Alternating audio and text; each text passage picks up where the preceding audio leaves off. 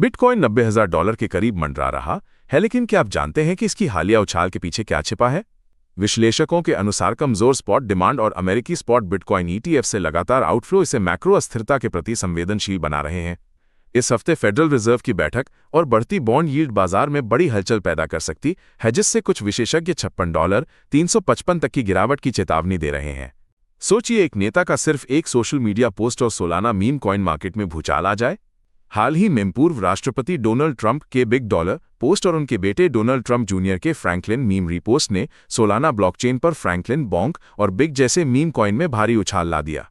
ये घटना दिखाती है कि कैसे राजनीतिक हस्तियों के बयान और मीम कल्चर विकेंद्रीकृत वित्त के साथ मिलकर बाजार में तेजी से अटकलें और अत्यधिक अस्थिरता पैदा कर सकते हैं, जैसे कि एक ऑटोमेटिक वेंडिंग मशीन में सिक्का डालते ही प्रोग्राम के अनुसार काम होता है। अगर आप डोजकॉइन के बुलिश ट्रेंड से उत्साहित हैं, तो जान लें कि मीम कॉइन्स में अगला बड़ा उछाल कहां हो सकता है, लेकिन सावधान रहें। शिबा इनू, पेपे, बॉन्क, WIF और फ्लोकी जैसे मीम कॉइन्स में हाल ही में गतिविधि बढ़ी है, जो सामुदायिक उत्साह और त्वरित तरलता प्रवाह से प्रेरित है। हालांकि अकादमिक अध्ययन बताते हैं कि ये प्रमुख क्रिप्टोकरेंसी की तुलना में अधिक नाजुक हैं, जो भावना में बदलाव और वेल गतिविधि पर तेजी से प्रतिक्रिया करते हैं। इसलिए सावधानीपूर्वक शोध और जोखिम प्रबंधन आवश्यक है। जब इथेरियम एक नए उच्च स्तर के करीब है, तो BNB के बड़े निवेशक एक छोटे से ऑल्ट कॉइन डिजिटैप की ओर क्यों मुड़ रहे हैं? विश्लेषकों के अनुसार DIGITAP लॉन्च के बाद 35 गुना तक बढ़ सकता है, क्योंकि ये क्रॉस बॉर्डर भुगतान में एक गेम चेंजर के रूप में देखा जा रहा है। ये उपयोगकर्ताओं को एक ही ऐप से कई संपत्तियों को रखने और वीजा कार्ड के माध्यम से क्रिप्टो को नकदी की तरह खर्च करने की सुविधा देता है, जिसने $2.20 मिलियन से अधिक का फंड आकर्षित किया है। ब्लॉकचेन सेक्टर में एक बड़ा बदलाव आ रहा है, जहां डिसेंट्रलाइज्ड फंडिंग और उन्नत ब्लॉकचेन इंफ्रास्ट्रक्चर एक साथ जुड़ रहे हैं। किंगडम स्टार्टर, एक प्रमुख मल्टी-चेन लॉन्चपैड, और हीलियोस, एक अभिनव ETF नेटिव लेयर, एक ब्लॉकचेन ने रणनीतिक गठबंधन किया है।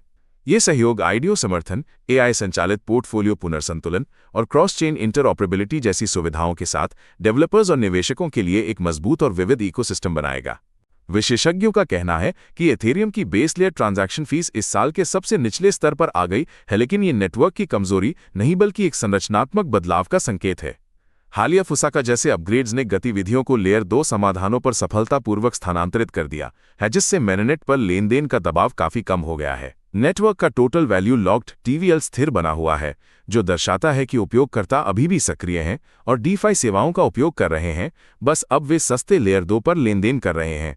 क्या आप जानते हैं कि आपका मल्टी फैक्टर ऑथेंटिकेशन MFA भी अब पूरी तरह सुरक्षित नहीं है? हाल ही में INFOBLOX ने खुलासा किया कि 18 अमेरिकी विश्वविद्यालयों को ईविल गिंग्स फिशिंग किट का उपयोग करके निशाना बनाया गया, जिसने 70 से अधिक नकली डोमेन के जरिए MFA को सफलतापूर्वक बाईपास कर दिया। हमलावरों ने यूजरनेम, पासवर्ड और सेशन कुकीज चुराईं, जिससे वे MFA के बाद भी सीधे खातों तक पहुंच गए। ये ऐसा है जैसे कोई आपकी डिजिटल पहचान की चाबी चुराकर आपके घर में घुस जाए। क्या आपको पता है कि पेपाल का PYUSD स्टेबल कॉइन सिर्फ 3 महीनों में 224% बढ़कर $3.8 अरब से ज्यादा हो गया है? यह इसे छठा सबसे बड़ा स्टेबल कॉइन बनाता है और DeFi प्रोटोकॉल एथीना इसका सबसे बड़ा धारक है, जिसने $1.2 अरब PYUSD रखे हैं। ये वृद्धि DeFi प्रोटोकॉल में आकर्षक प्रोत्साहनों के कारण हुई है। हालांकि उच्च ब्याज दरों पर निर्भरता और फेडरल रिजर्व की संभावित दर कटौती भविष्य में इन रणनीतियों को प्रभावित कर सकती है, जिससे इसकी स्थिरता पर सवाल उठते हैं।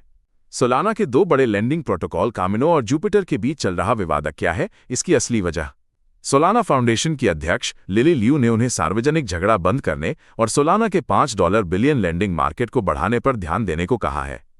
कामिनो का आरोप है कि जुपिटर ने कोलैटरल के पुनः उपयोग से जुड़े जोखिमों को ठीक से नहीं बताया, जिससे यूजर के फंड पर अप्रत्याशित जोखिम आ सकता है, ठीक वैसे ही जैसे एक ही खाते में कई अलग अलग निवेशों को मिला देना।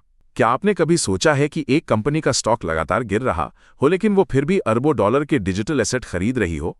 माइकल सेलर की स्ट्रैटेजी ने हाल ही में $962.70 मिलियन के 624 बिटकॉइन खरीदे, जिससे उनकी कुल होल्डिंग 624 BTC हो गई, जिसका मूल्य अब $60 बिलियन से अधिक है। हालांकि कंपनी का स्टॉक पिछले 12 महीनों में 51% गिरा है, जो इस बात पर जोर देता है कि डिजिटल संपत्ति निवेश और पारंपरिक स्टॉक प्रदर्शन के बीच एक जटिल संबंध है।